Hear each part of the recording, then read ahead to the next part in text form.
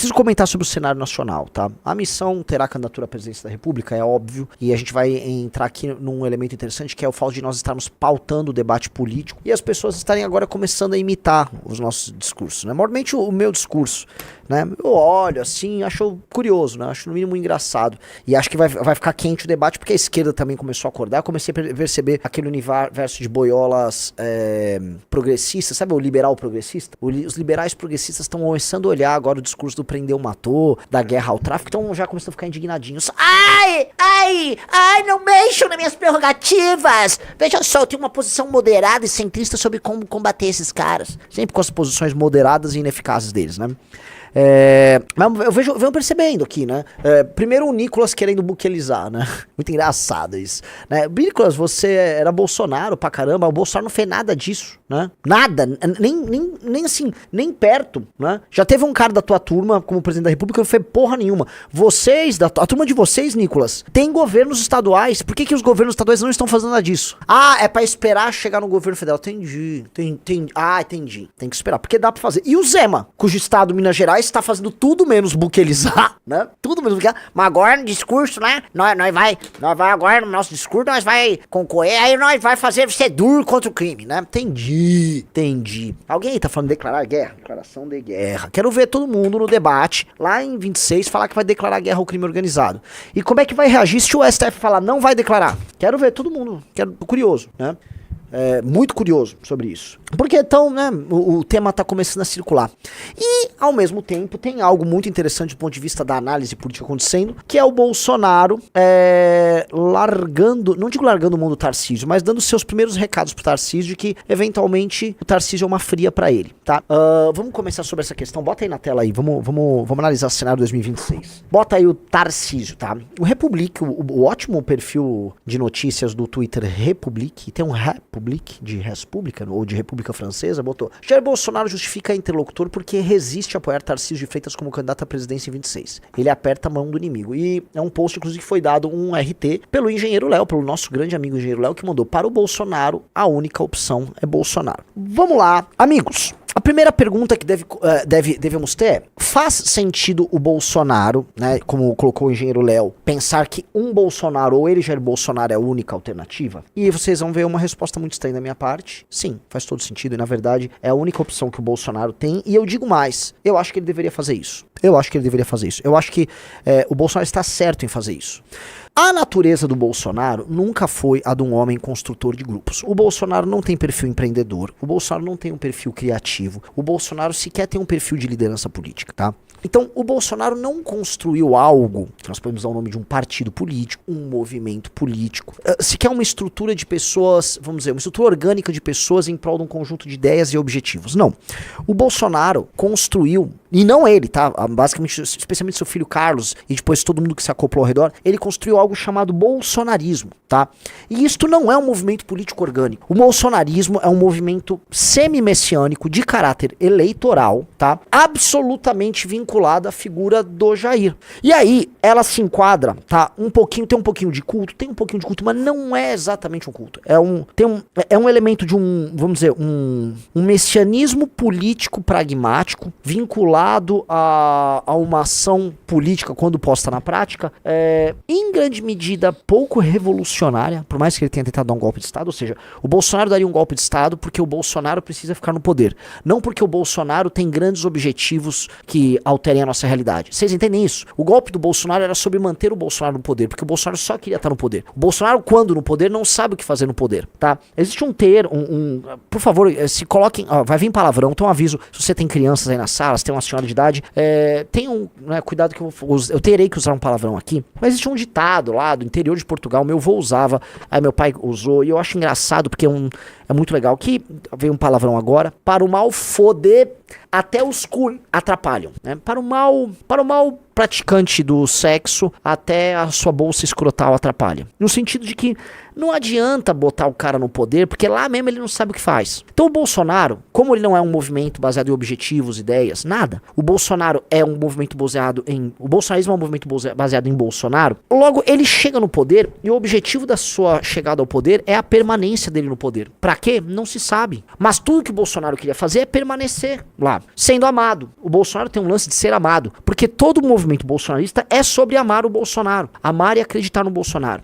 É uma ligação muito louca, porque se você explicar pra um bolsonarista, tá, um eleitor bolsonarista, o que o Bolsonaro fez e o que o Bolsonaro representa pra eles, eles vão citar uma série de valores, por vezes etéreos, e aí objetivamente eles vão falar que o Brasil vai ficar melhor tendo o Bolsonaro lá. Se a gente olha e bota no papel, comparar ele com o governo anterior e ele com esse governo merda de agora, números de economia, emprego, etc, você vai ver que salva um negócio aqui, outro ali, um fez mais uma reforma aqui, o Temer faz mais reforma aqui, o Lula apresentou nos 2 primeiros anos uns números de PIB artificiais, mas um pouco melhores, o Bolsonaro vai apresentar números no final do mandato dele de PIB, você vai estar na mesma lenga-lenga, só que um bolsonarista vai dizer que ele vivia melhor sob o governo Bolsonaro.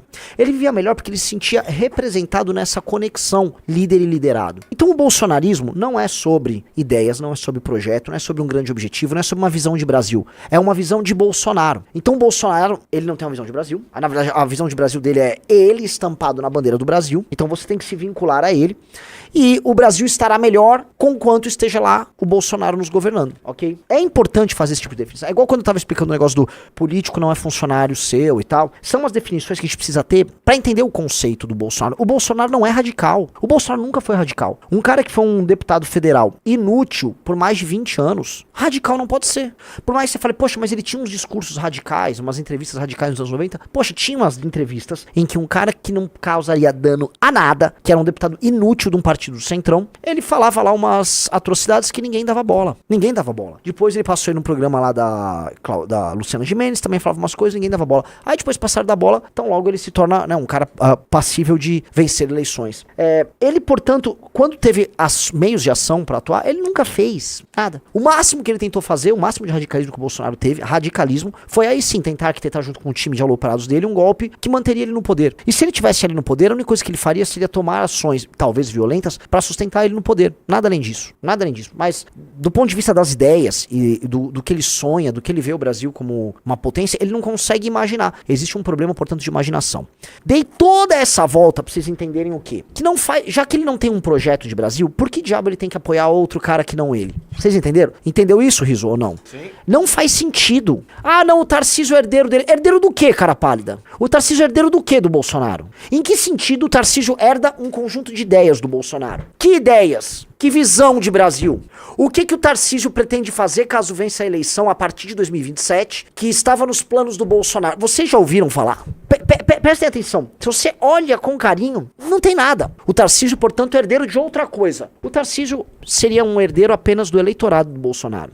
Sendo um herdeiro do eleitorado do Bolsonaro, eu não tô vendo onde o Bolsonaro tá ganhando nisso. O Bolsonaro se tornaria um cabo eleitoral de um cara que ficaria com o seu ativo, que é o eleitor. Logo, qual o sentido disso pro Bolsonaro? Outro ponto. O Tarcísio já existia na política antes do Bolsonaro. O Tarcísio era um cara ligado ao Centrão, que trabalhou nos governos do PT, depois no governo do Temer, e depois no governo do Bolsonaro, e agora no próprio governo de São Paulo, em que ele governa com o Centrão. Não acho que faz um mau governo, não faz um governo brilhante, não faz um mau governo. Ele faz um governo ok, como também foi ok o governo do Dória, como também foi ok os governos anteriores. Tem alguns pontos bons, tem algumas reformas boas. Em geral, São Paulo é muito mais bem administrado do que os outros estados da federação, e ele cumpre um bom papel nisso. Tem um bom secretário de segurança, que é o Derrite. É isso, ele é um bom governador, como outros governadores de São Paulo antes dele foram bons também. Talvez seja um pouquinho melhor? Sim, na margem um pouquinho melhor. Tá, a régua de São Paulo, em geral, em termos de governos estaduais, ela é um pouco mais alta. Tá? Você dificilmente vai achar os governadores nos níveis dos governadores de São Paulo. Graças a Deus. A burocracia de São Paulo, a burocracia do estado de São Paulo também é uma burocracia melhor. Tem uma,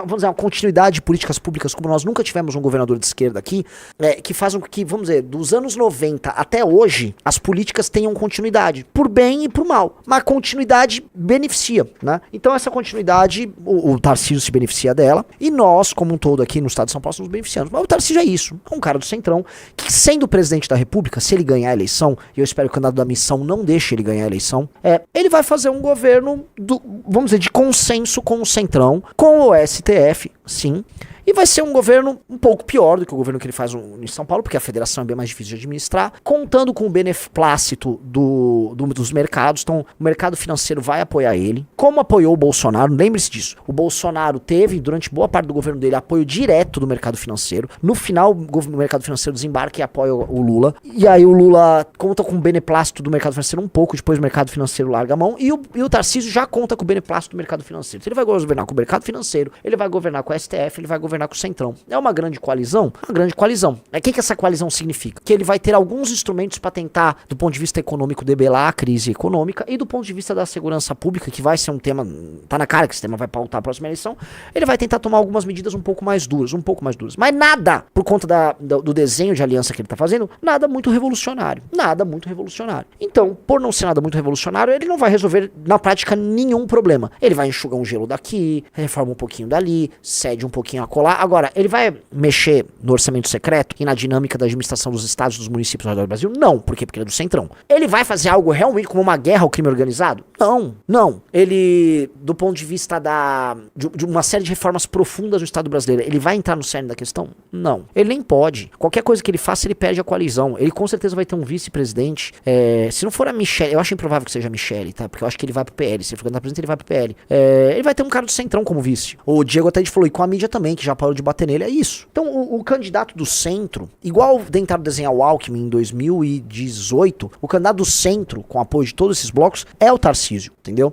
E o Bolsonaro percebeu isso. Tarde, mas percebeu. E como ele tá vendo que as coisas estão se encaminhando pro Tarcísio, e recentemente, não sei se o Rizzo consegue levantar aqui, houve um evento do Tarcísio com o Derrite, em que ele quase meio que se coloca como líder nacional da direita, tá? O Bolsonaro, que vive de administrar a marca Bolsonaro, pegou. Bolsonaro, ok, entendi o que está acontecendo, tá? E o Bolsonaro vai pra cima. O Bolsonaro, ele é muito imprevisível nisso, né? Se ele sentir que ele não terá prestígio no jogo e que ele vai ser usado como uma bandeira eleitoral, ele vai ficar puto. E olha a ironia do destino. Prestem atenção, olhando aqui pra câmera, olha a ironia do destino. Talvez, se preso, o Bolsonaro vai se sentir como os presos do dia 8 para ele próprio. Ué, como assim? Veja, ele utiliza os presos do dia 8 como bandeira política para se autopromover. E aí pode ser que ele veja o Tarcísio se utilizando do Bolsonaro como bandeira para ele se promover em termos eleitorais.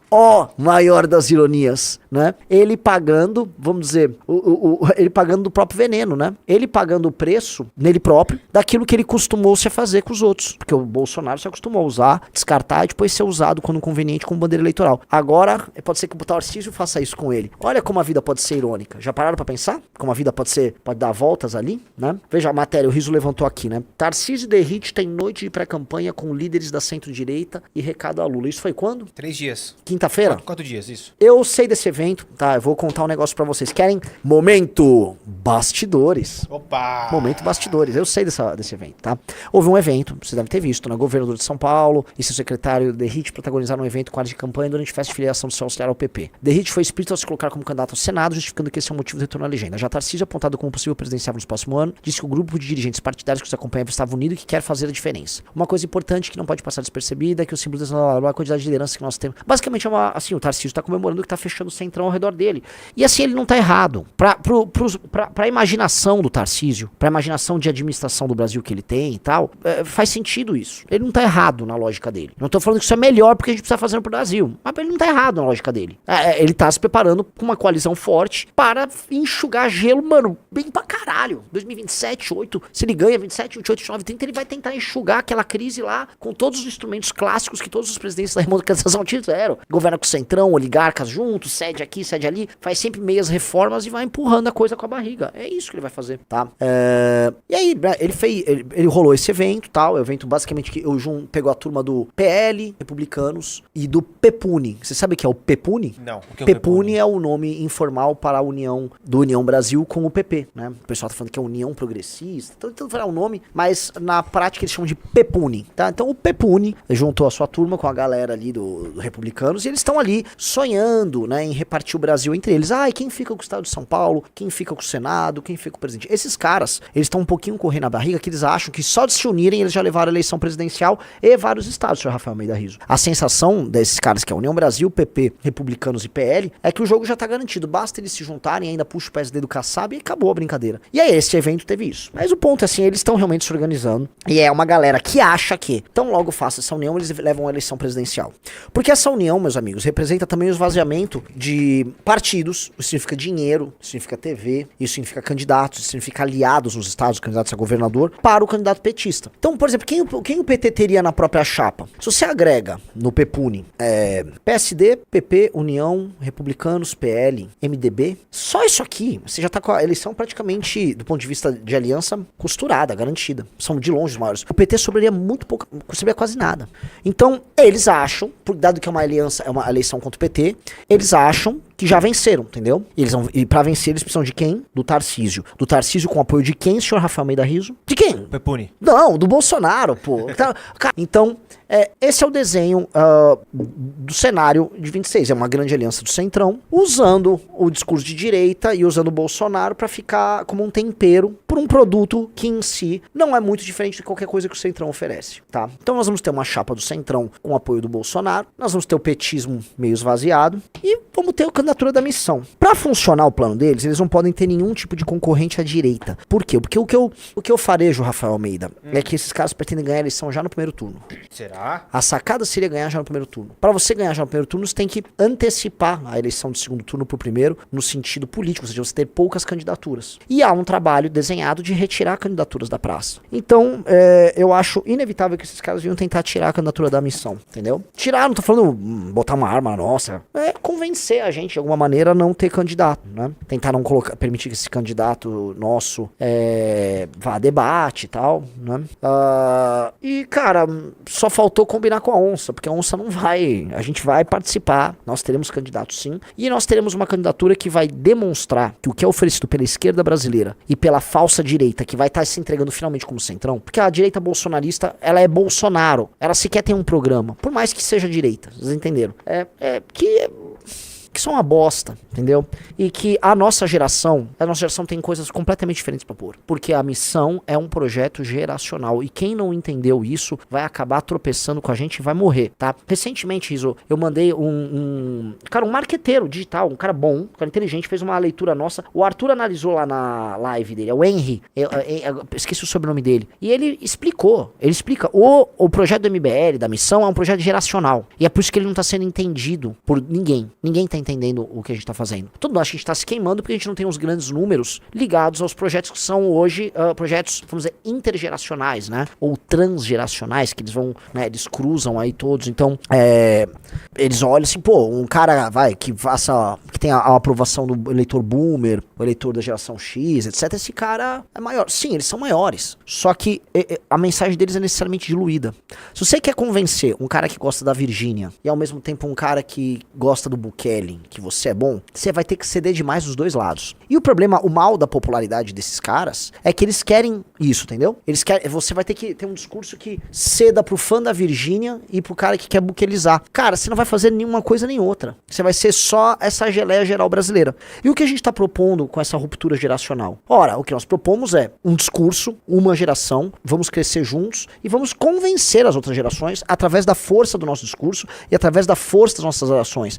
Por isso que a gente não pode ser fraco em nenhum momento e por isso que a gente tem que resistir a todas as tentações, não é nem tentações do dinheiro, da fama, não, é as tentações em ser normal. Nós não podemos ceder à tentação em ser normal, em ser convencional, em querer, vamos dizer, agradar quem não pode ser agradado. Nós não podemos, nós não temos esse direito e seria muito burro da nossa parte se tornar convencional. Se a gente se tornar convencional, a gente não vai a lugar nenhum. Nós não podemos isso. Nós temos que ser absolutamente firmes nos nossos propósitos e nós temos que propor o que ninguém vai ter coragem de propor. Um cara como o Tarcísio, com uma coligação dessa, que vai ficar comprando voto no Brasil inteiro, que é isso que esses caras fazem do Centrão, ele não vai poder falar definitivamente sobre o que fazer com a indústria do Bolsa Família, com a indústria do compra de voto no Nordeste, que mantém o Nordeste na pobreza. Ele não vai poder falar isso. O Zema também ninguém. O Zema nem vai, com o Tarcísio candidato, o Zema vai entrar na coligação. Ele não vai poder. Então a direita não vai poder falar de um problema que, vamos dizer, que é o verdadeiro problema da democracia brasileira, o maior de todos. Não vai. Esse sistema de compra compra de votos e esse sistema de exploração de quem produz e trabalha em nome de quem não produz e não trabalha. Mesma coisa com autofuncionalismo. Mesma coisa com o número de municípios no Brasil que tem que cair vertiginosamente. Como é que você vai continuar administrando um país que tem mais de 5 mil municípios e que eles são feitos basicamente para roubar? Eles não têm razão de existir, eles não têm orçamento para existir, eles são insustentáveis, os serviços públicos são ruins, sequer eles têm pessoas para administrar. Como é que eles vão fazer isso? Porque um governante, seja de esquerda ou de direita, que chegue lá, bancado pelo Centrão, não tem condição de defender isso, nem de fazer isso. Ele não tem. Então, qual será o tema deles? Ah, vou gerar emprego. Vocês vão ver aquelas platitudes. Vamos fazer umas obras, vamos gerar emprego. Isso não se resolve. Isso não se resolve assim. A outra coisa é, sabe onde esses caras se permitem sonhar? Que pra mim é a coisa mais humilhada e triste, que eu tô vendo discursos de bolsonaristas sobre isso. Ah, o Trump vai resolver pra gente. Quer dizer, nós não conseguimos resolver a nossa questão de segurança pública, PCC, Comando Vermelho, nós temos medo e vergonha, e aí o nosso sonho é que o Trump venha aqui e resolva. Então assim, ó, o Trump resolve o Xandão, o Trump resolve o PCC, ele resolve o Comando Vermelho. Ah, o Trump resolve tudo. Eu entendi, então. Então, pô, fala logo que você é uma colônia, não é nem dos Estados Unidos, é do Trump. Eu lembro do Bolsonaro, esse ano, falando em ter uma base norte-americana na Tríplice Fronteira. Ele, militar brasileiro. Um militar brasileiro falando que os Estados Unidos vão ter uma base no nosso território. Isso assim, você desistiu de tudo. E aí entra o problema da falta de imaginação. Como esses caras não têm imaginação sobre um Brasil diferente, esses caras nunca pensaram em produzir um livro amarelo em que nós nos permitimos imaginar e desenhar esse Brasil que a gente quer. Aí o que esses caras fazem? Eles sonham assim, entendi, vem uma força externa e resolve. Que é uma das coisas mais simples em termos de raciocínio, né? Você é fraco, você é hipossuficiente, aí você pede ajuda de um adulto que resolve o problema pra você. Ô mãe, me limpa! Ô mãe, abre a tampa do Nescau! Eu não consigo abrir! Ô mãe, abre aqui pra mim! Eu quero! É isso que esses caras fazem. É patético. É patético. Pedir pro Trump, e o Trump que tem a visão que ele tem sobre o Brasil, entendam, um WASP, né? White Anglo-Saxon Protestant, né? Um americano, né? Esse americano branco. Ele tem uma visão muito específica sobre a gente, galera. Não é legal. Eu leio muita coisa da direita americana, da direita maga, da direita alternativa, da direita tech. Eu sou cracudo disso. A Valete aborda isso demais. Converso com... Vocês sabem o que eles acham da gente? Quando os caras falam de Brasil, o termo Brasil vem sempre com brasilificação. Ou seja, os Estados Unidos serem muitos imigrantes, ele vai se tornar uma cidade como a do Brasil.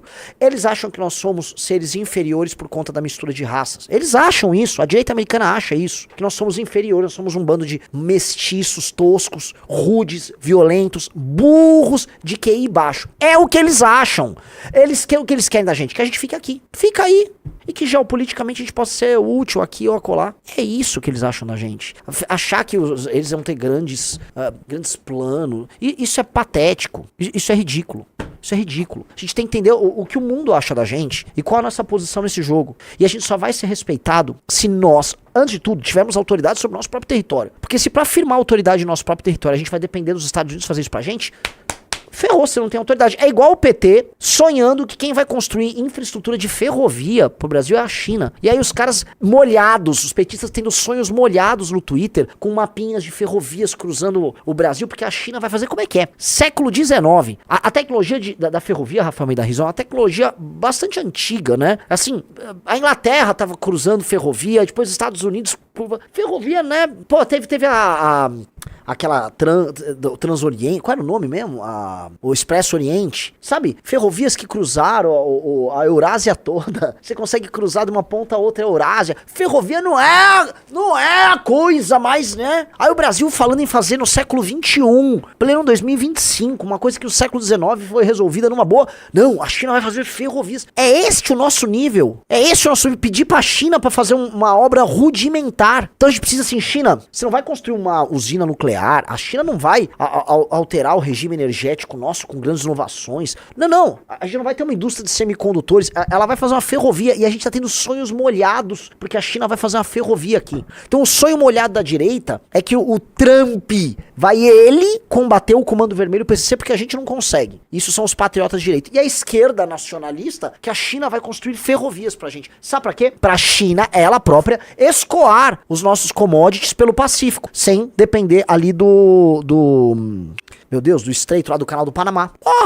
Olha que legal, aí a China vai poder, assim, retirar nossa produção com baixo valor agregado de maneira muito ágil lá pro Pacífico pra ela agregar valor, pra ela utilizar na cadeia produtiva dela, pra ela, sei lá, pra ela se alimentar disso, né? Que legal, pô, que bacana, né? Nosso papel nessa divisão internacional do trabalho é maravilhoso. Então a gente tem que torcer. Se ganha o sonho bolsonarista, o Trump vem aqui e resolve nossos problemas de facção, né? De estado paralelo. E eu acho muito engraçado, né? Porque a direita americana nunca resolveu sequer isso no México, na fronteira do México. Eles nunca resolveram isso pros mexicanos, né? Que vamos dizer, boa parte do tráfico do material das drogas vem de lá, com cartéis gigantescos, muito por conta do próprio mercado americano. Nunca resolveram isso no México, nunca resolveram na Colômbia, que já foi aliada deles, mas vão resolver o nosso. Vão resolver o nosso. Viva a América. Living in America. Eles vão resolver o nosso aqui. E aí a esquerda sonhando. Eu vejo, né, que vai ver as ferrovias dos chineses, né? Hong Ching Chong, vai cruzando a ferrovia dos chineses. Entendi, puta que pariu. Nossa capacidade de imaginar,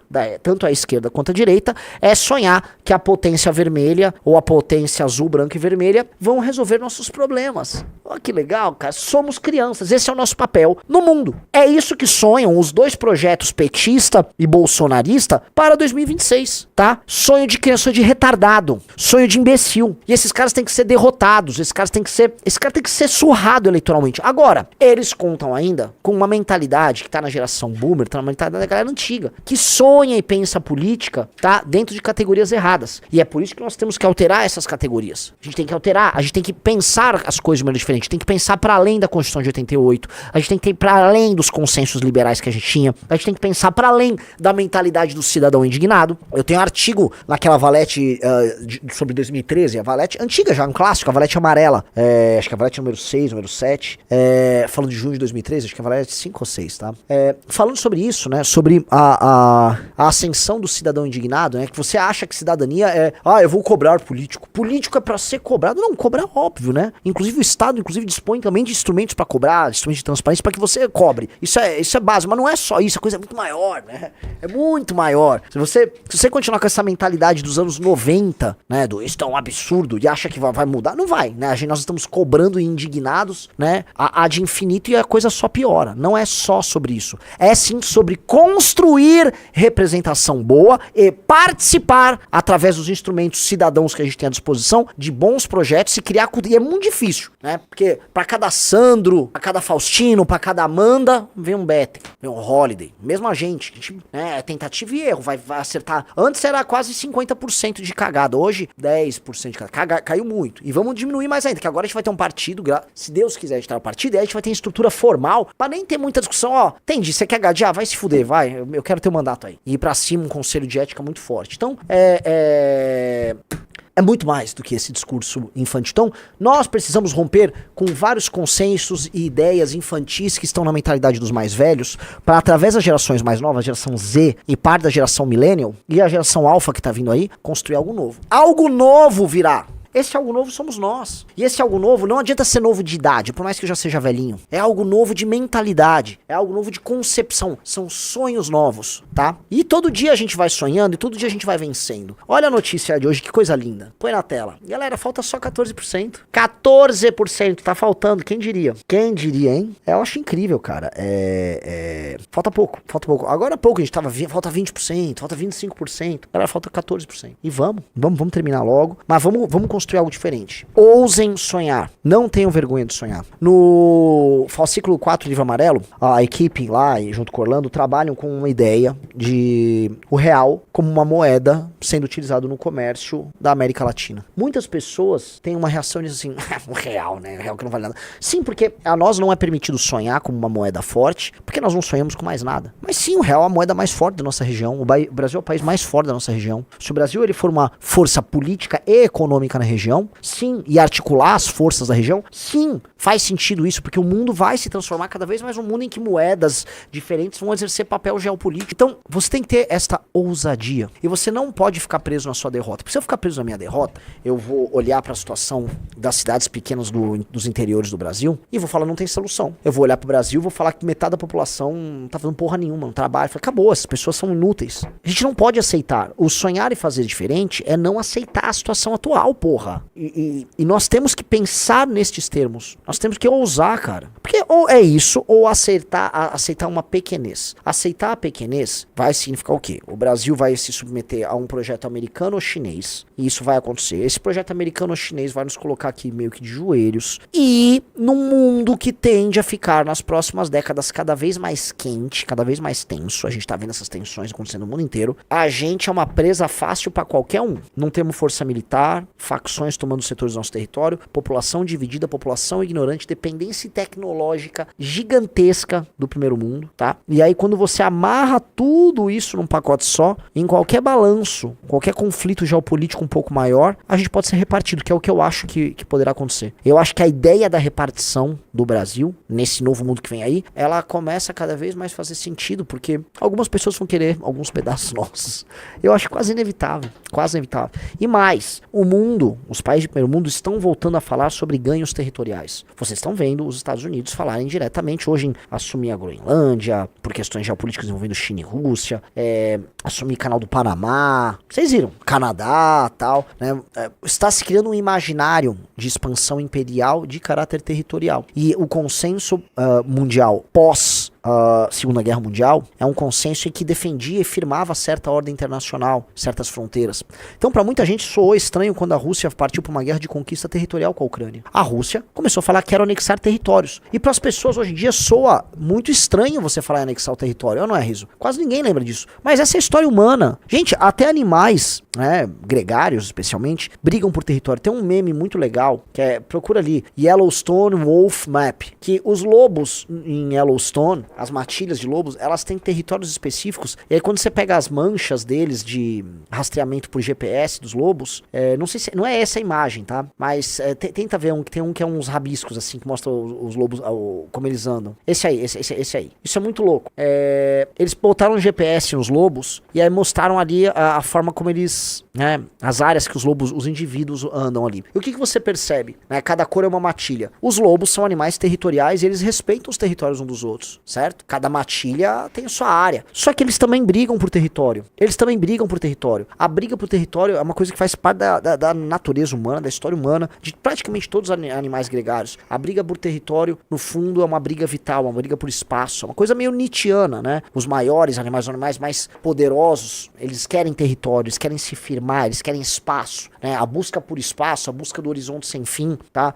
Tá nos mongóis, tá com os vikings, ela tá nos grandes povos da antiguidade, tá na expansão do Alexandre. O mundo sempre foi sobre essa expansão territorial. Aí a ordem pós-Segunda Guerra Mundial, né, que foi uma ressaca de um processo expansionista alemão lá na Europa, também, mas tinha o projeto expansionista chinês, russo, soviético, tinha tudo ali. Essa ressaca cria uma ordem. Aí você falou, não vamos falar sobre ocupação territorial, mas vamos ocupar os territórios não com gente ou com autoridade física estatal instalada ali, mas com ideias, né? Então você vem a Guerra Fria em que você recobria os territórios, na verdade, com ideologias. Então, esse pedaço da África aqui tá mais soviético, isso aqui tá mais americano. Era uma briga de um mundo dividido entre capitalistas e comunistas e tal. Porém, essa história caiu. E aí a gente tá vindo novamente com a ideia da conquista territorial, da expansão territorial. Lógico que os jogos de influência continuam, lógico que os estados vassalos, especialmente da China, que a gente tá vendo, eles estão aí por todos os lados, mas a briga do território voltou e o Brasil é uma presa fácil. Vejam o tamanho do Brasil no mapa e veja a nossa incapacidade de defesa gritante, o mundo olhando. E aí eu vejo, né, o Lula e o Bolsonaro, que este povo aqui do meu país chamam de líderes, ambos pedindo ajuda para as grandes potências, né? Você chamando a raposa para botar ordem no galinheiro. É patético, né? É ridículo, é grotesco, é humilhante. É humilhante. Nós não podemos aceitar isso. Nós não podemos aceitar. É humilhante em todos os termos que a gente possa imaginar, tá?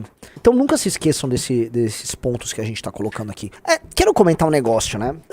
Quantos não nos criticaram por conta do PL Anti-Uruan, dizendo que era lacração, que era a Amanda Vettorazzo tentando aparecer? Tipo, grande aparição. Ela fez um projeto que pode ser imitado por outros, que já foi aprovado em vários estados e municípios ao redor do Brasil. Outras pessoas tiveram lucro político, e ela ganha de presente ameaças de morte sequenciais, gente ameaçando do Oruan a toda a renca, né? Grande.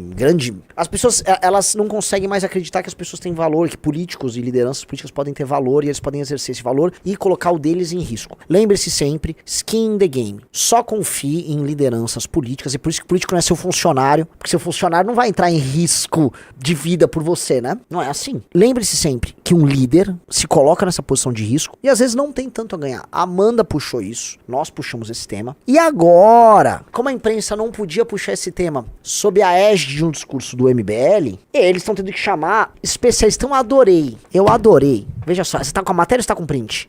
A matéria, que é a coluna da Mirelle Pinheiro, é o seguinte, pra falar o que a gente já tá falando, ó, há anos, eles precisam chamar um especialista, Riso. Então a Mirelle Pinheiro, é isso?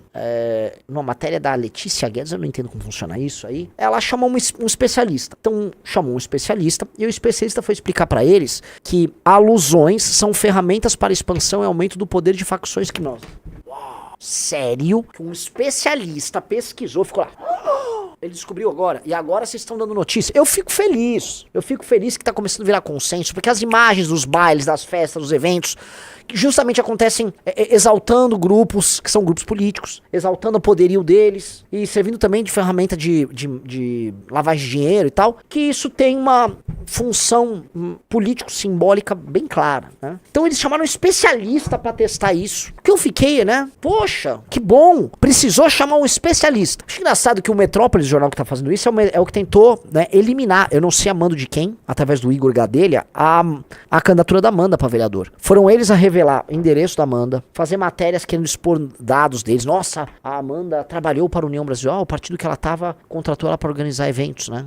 Caramba, justamente ela que realmente faz, ela se destaca no MBL para organizar vários eventos, todos os eventos de campanha dela. Ela fez um evento agora sobre segurança pública do projeto dela. Sim. Com gente do Brasil inteiro. Ela lotou 5 salas na Câmara dos Vereadores em São Paulo. Foi aquele que eu fiz o discurso do Prendeu Matou que deu uma assustada na galera e tal. Sim, ela fez isso. E o Metrópolis expôs a Amanda. Pois bem, agora o Metrópolis não expõe a Amanda mais, né? Até porque seria importante expor o projeto da Amanda na matéria que basicamente referenda a tese que ela está pagando por defender essa tese com a própria liberdade. A Amanda é uma pessoa que não pode mais não pode ir num bar.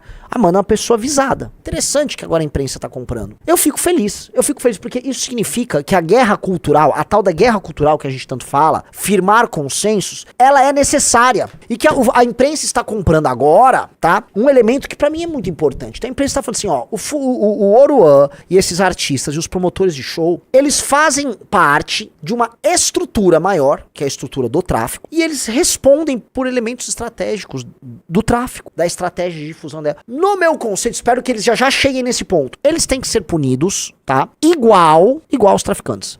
Ai, Renan, é liberdade de expressão. Que já sempre tem essa turma, né? A turma da liberdade de expressão. Eu não tenho liberdade de expressão pra mim, pra esses caras. Se você tá servindo o exército do tráfico, você tem que ser muito preso. Volta a falar, eu quero chegar ao poder e eu quero criar uma guerra ao tráfico mesmo, direito penal do inimigo pra cima deles, declaração de guerra. E eu quero que o Oruan seja preso. Eu quero o Oruan preso, puxando cana. Ele não gosta de falar, meu pai tá preso. Pô, né? Tem uma tradição aí pra você evocar, Oruan. Bora, garoto. Vai que você consegue também. É isso que nós queremos, tá? Então vamos lá. Olha só que legal a matéria, né? Eles estão começando lá com evocando uma letra. CV, é mais um dia de luta, nós vamos traficar. Sem duplo sentido e sem medo de retaliações, Marlon Brando Coelho, um MC Pose do Rodo, que era traficante. Só pra entender, o Pose do Rodo, ele era traficante de drogas. E aí depois ele virou MC. O que há em comum na carreira tanto de tráfico quanto de MC, Riso? Trabalhar pro Comando Vermelho. Sim. Nas duas operações. Ele só mudou de função, né? Porque ele podia ser aviãozinho, depois um cara da contabilidade, mas não, ele optou por ser primeiro um vendedor e agora um divulgador. Tudo tá na mesma estrutura. Até porque quase toda grande empresa ou máquina, aparato estatal, tem o seu setor de propaganda, né? Ele faz parte do setor de propaganda. MC Pose do Rodo tem arrastado multidões enquanto canta sobre armas de guerra, roupas de grife e faz apologia ao uso da maconha. Isso é de menos. Vamos lá. Na última semana, vídeos em que criminosos exibem blá, blá, blá. No entanto, não é caso isolado. Com milhões de seguidores nas redes, Mauro Davi Nepomuceno, conhecido como Oruan, coleciona música que fazem referência à atuação do Comando Vermelho, facção do qual seu pai, blá blá blá. Desce. Na música Tropa do Urso, Oruan faz alusão ao grupo liderado para diga. Somadas todas as visualizações, Oruan com mais de 100 milhões de acessos aos clipes postados no YouTube. Evidência do seu alcance expressivo e de sua influência. Desce. O cenário não restringe a uma região isolada. As escolas, campos de futebol e ruas da comunidade. Blá, blá, blá. Vamos lá, pode descer. Em entrevista à coluna, o especialista em segurança pública Leonardo Santana. Eu não sei quem é o Leonardo Santana. Estou, assim, muito feliz que pelo menos um especialista em segurança pública tá falando concreto. Tá, Leonardo Santana, não o conheço. Eventualmente, pode ser que você escreva umas merdas aí, mas estou dando aqui o benefício total e completo da dúvida. Então, obrigado, Leonardo Santana, por estar atestando o óbvio. Afirmou que o uso do entretenimento como ferramenta de alcance não é uma prática nova por parte das organizações criminosas. Segundo ele, esse artifício visa conquistar a confiança da comunidade e recrutar novos integrantes. Veja, abre aspas aqui, vamos dar o espaço aqui pro Leonardo, esqueci. Há bastante tempo o crime organizado se vale do entretenimento como um mecanismo de expansão e fortalecimento econômico. Isso é visto em filmes como Tropa de Elite. O crime explora brechas legais e fragilidades sociais deixadas pelo Estado. Não estamos tratando de nada novo quando vemos cantores alcançando milhares de jovens e adolescentes e contribuindo para a publicidade das facções, afirmou. A matéria prossegue. De acordo com especialistas, os riscos dessa prática são diversos. O crime mapeia e identifica onde há maiores riscos e possibilidades de ganhos. Esses shows envolvem um volume significativo de transações financeiras e uma grande penetração social, o que os torna pontos estratégicos para o crime organizado que comercializa drogas, contrabandeia armas e dissemina produtos ilícitos. Dessa forma, esse sistema financeiro informal se torna cada vez mais robusto, que é exatamente o objetivo deles. Perfeito. Santana também destacou o caráter propagandístico das músicas e seu potencial de recrutamento. Abre aspas. Essa apologia está presente em músicas, filmes e séries que romantizam o crime e criam uma narrativa bem estruturada de que o crime é um estado social aos menos favorecidos. A organização desses grandes eventos por parte das facções também faz com que as comunidades passem a confiar na situação legal. Palmas aí, tá? Corajoso, isso não é um discurso normal. Porque muita gente fala o seguinte, não, isso não é apologia, tá? Existe certo tipo de música, é apologia sim, é apologético de um projeto de poder concreto. Se você estivesse falando assim, ó, isso aqui é uma música cowboy, e eu tô contando dos crimes cometidos por um cowboy, e aí, assim, porra, larga de ser bunda, né? Pô, mas tá falando de crimes e um cowboy. Gente, não existe um exército de cowboys aqui dominando os setores do Brasil. Não existe. Agora, quando você tá falando de, assim, nominalmente, de facções, ainda mais quando você tem relação com essas facções, meu amigo, você tá fazendo uma apologia bem clara a um grupo existente que já ocupa setores do território brasileiro, né? Então, não é sobre liberdade de expressão aqui, é sobre atuar dentro de uma estrutura formal, não é exatamente formal, mas informal, mas com um caráter de fato, não necessariamente de direito, e viva e poderosa no território brasileiro. O que quer me mostrar, resumo? Deixa eu botar aqui. Este é o MC Pose do Rodo, então, só pra gente ilustrar o que estamos falando. Segura! Eu acho que ele só lembra do refrão. Eu acho que você não lembra da música toda. Tá mais ou menos assim, ó. Os dentes é puta tá pegando. Vai vadear. Dente melaçou. Vai arregar. Vem parar do mano. Faz o nós, porra. Tropa do general.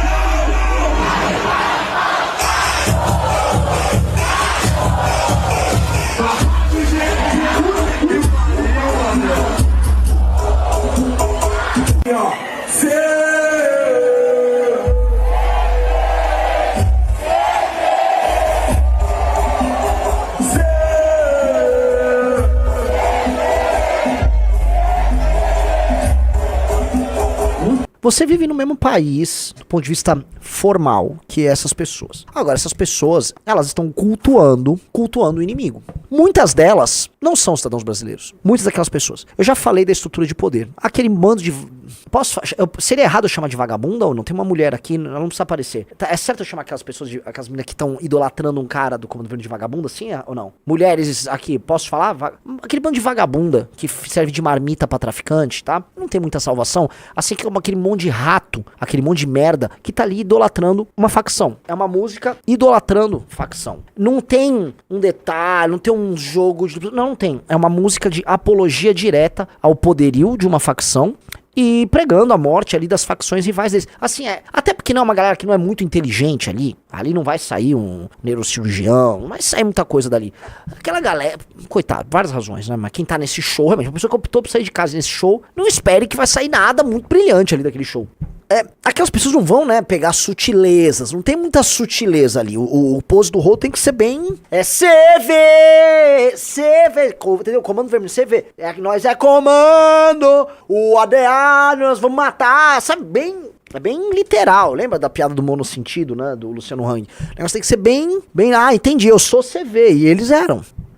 Essas pessoas, a gente precisa entender, o tráfico precisa ser destruído, o comando vermelho precisa ser completamente varrido do mapa, mas o que fazer com essas pessoas, né? Essas pessoas vão ter que passar por uma reeducação, porque essas pessoas Você entende? Assim, muitos falam, mas é só lazer. Eu entendo, é só lazer, estão só ouvindo, mas aquilo já...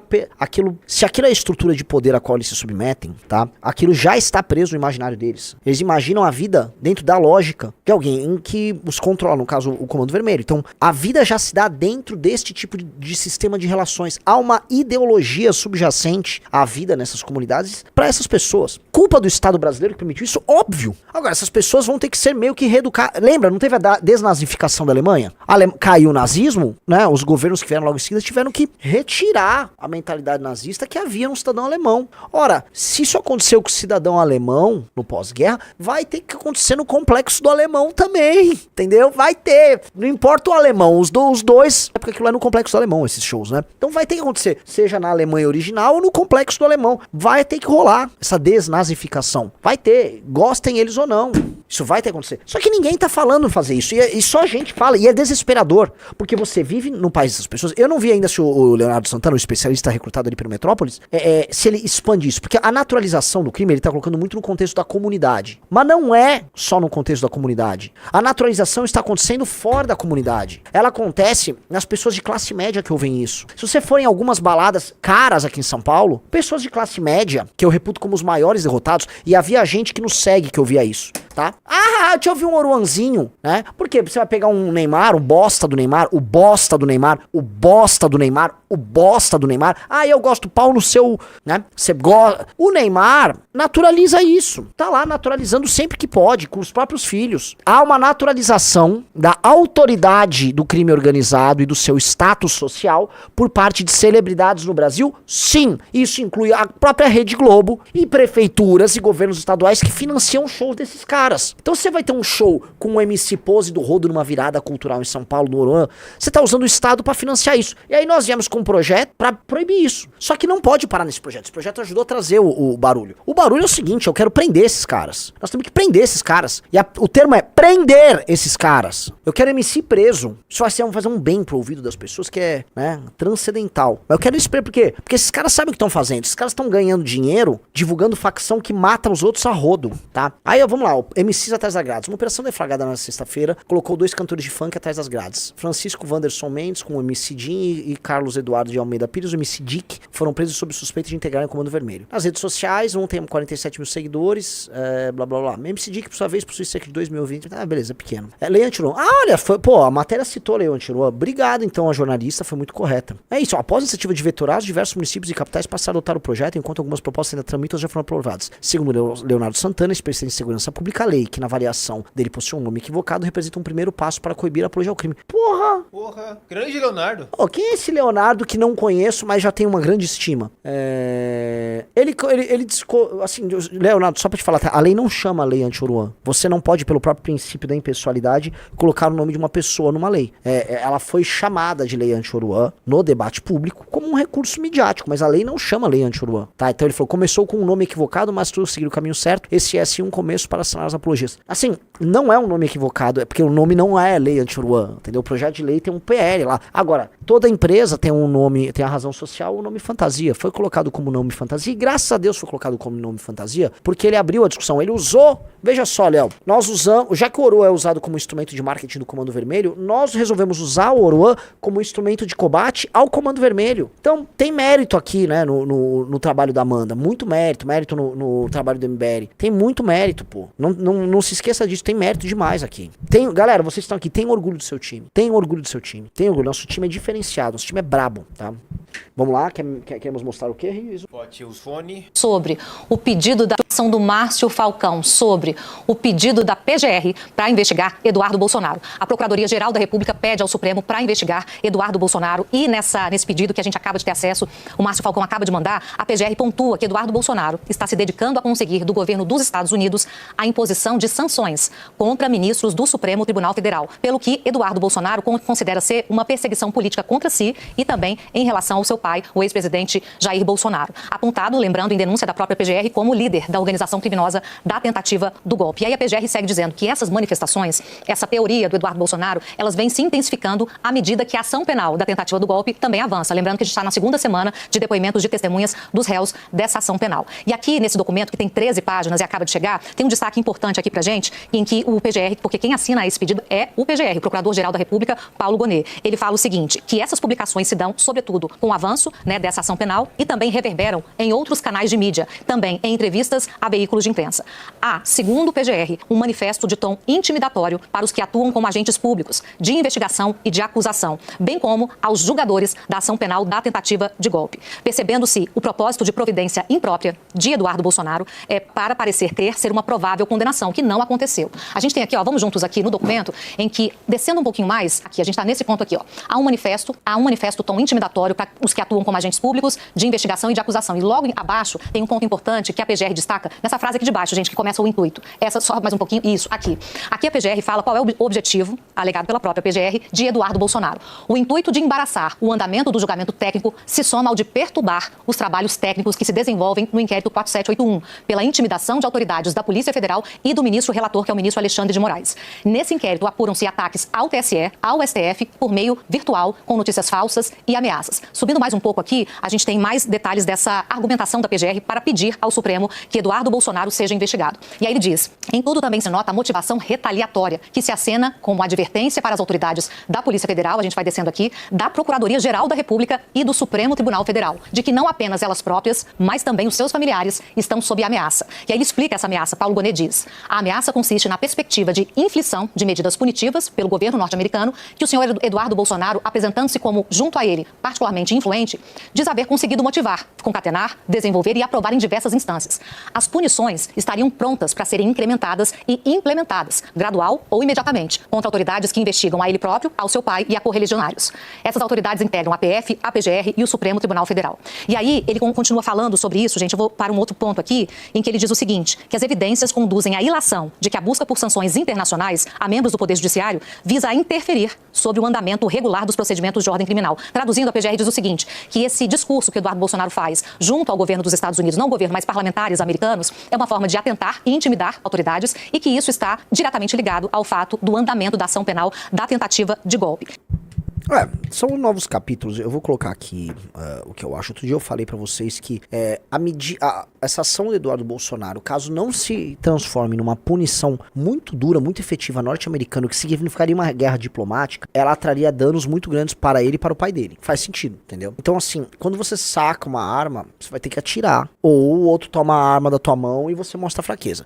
O Bolsonaro, durante grande parte do mandato dele, ele ficava sacando a arma. Eu tenho uma arma, vou atirar, hein? Aí o Xandão, cala a boca, ele e guardava a arma.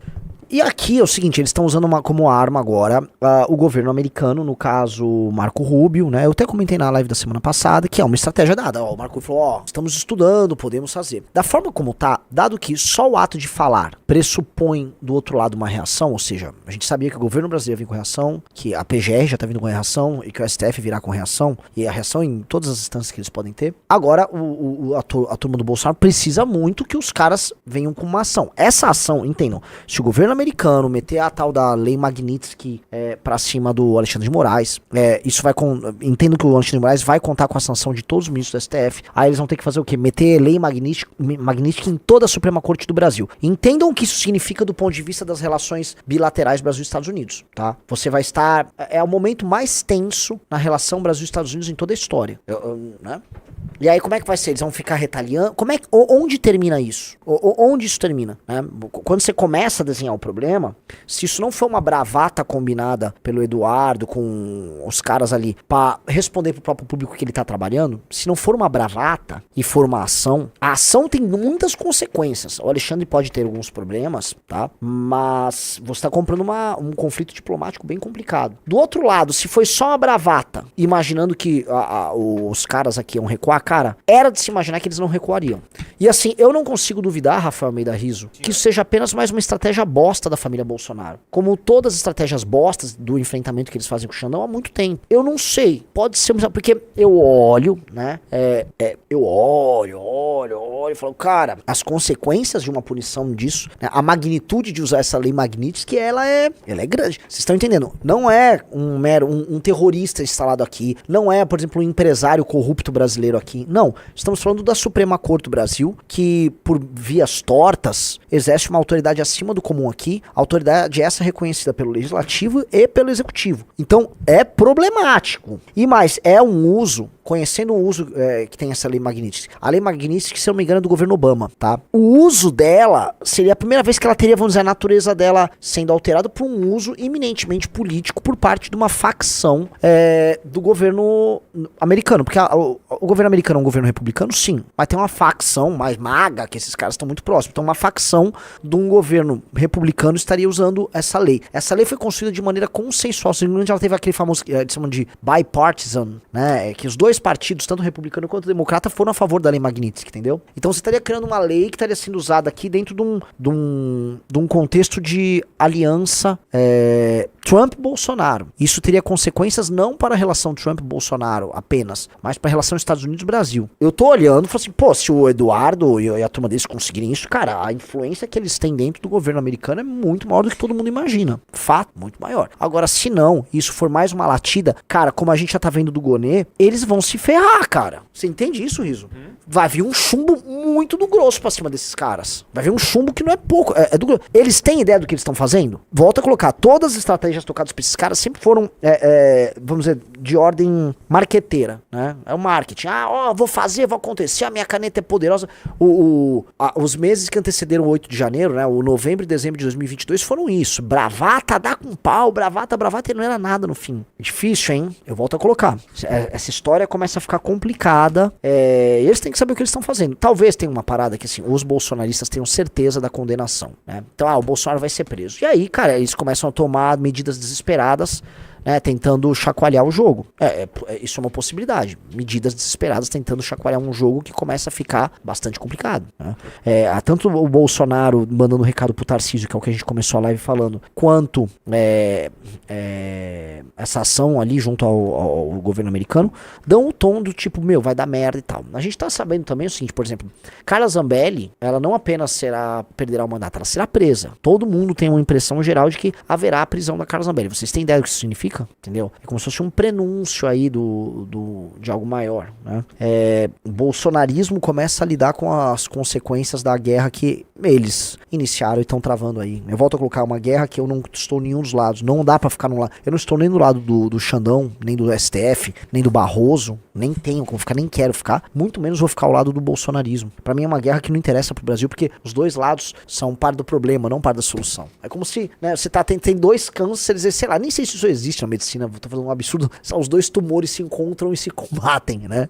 É muito louco, cara. Duas infecções você tá tendo ao mesmo tempo. É isso, a gente tá com febre de duas doenças diferentes. No fundo, isso aqui é só falência múltipla dos órgãos no organismo chamado Brasil, né? Então, você acha que o Bolsonaro prefere essa treta gigantesca via Estados Unidos, contra ele e o Eduardo, do que deixar o Tarcísio ganhar de boa e talvez dar graça pra ele depois? Ou você acha que não existe esse cálculo, tô viajando? Porque existe a salvação do Bolsonaro e existe também a salvação política do Bolsonaro. O Bolsonaro pode tentar uma pacificação via Tarcísio, mas morrer politicamente. Aí ele morre politicamente. Aí ele morre. Porque aí ele é mínimo substituído no imaginário, né? E essa substituição no imaginário... E aí entra uma parada, o Bolsonaro não tá bem de saúde. Vamos supor que ele só pode recuperar os direitos políticos, Riso, lá pra eleição de 2030, né? Depois de 2030.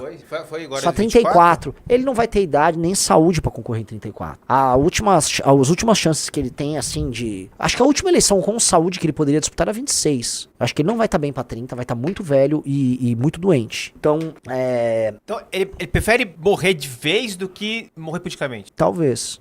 Ou assim, ele não quer ser preso. Morrer no sentido figurado, tá? Não, assim, tem um lance de não ser preso também, né? Então ele tá adotando caminhos diferentes. É uma morte lenta, né? O Tarcísio ganhar pra ele, talvez ele veja como uma morte lenta. Talvez ele consiga uma graça, consiga até um acordão pra evitar uma prisão. Agora tudo isso é muito louco, né? A gente tá falando aqui na maior normalidade dele fazer um acordão pra evitar uma prisão. Ora, nós vivemos, amigos, não tem nada, né? nada anormal aqui. Nós vimos um país em que foi feito um acordão para soltar o Lula. Foi feito um acordão para soltar o Lula. Nós vimos achar que para esses figurões a justiça segue um rumo normal. Não tem nada disso. Os julgamentos no Brasil são eminentemente políticos e cada vez mais são políticos. Então, é um game. O que vocês acham? Botem aí nos comentários. Então, entre Tarcísio e Michele, Bolsonaro hoje é Michele. Sim. Igual Cleitinho. Sim. Cleitinho já se posicionou aqui agora. Sim. Ó, Space Liberdade. Senador Cleitinho começa a campanha para Michele como presidente em 26 e disse que até a Globo quer isso. Primeira opção é Bolsonaro, sim, mas... Ó, o cheirinho, ó. Ó, o oportunista tá, né, farejando algo ali. Cleitinho é um farejador de tendências, né? E escolher a Michele significa algo. Cleitinho leva uma parte importante desse público evangélico. Ela fez isso junto com o Nicolas. Tô curioso pra saber, tá? Porque talvez a Michele tenha proposto algum apoio pra ele, pra governador. Cleitinho tá interessado em ganhar a eleição pro governo, né? Como é que, será que o arranjo com o Tarcísio, o candidato, é ruim pra ele? Lembrando que hoje, Cleitinho e Tarcísio são do mesmo partido.